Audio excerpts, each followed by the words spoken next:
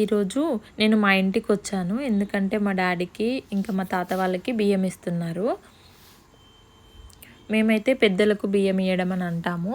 ఇది పెద్దల అమావాస్యకి మనం చిన్న బతుకమ్మ ఆడతాం కదా, అమావాస్య రోజు అదే అనమాట పెద్దల అమావాస్య అంటే. ఇంకా దానికి 15 డేస్ ముందు నుండే ఇలా పెద్దలకు బియ్యం ఇవ్వడం అనేది స్టార్ట్ అవుతుంది.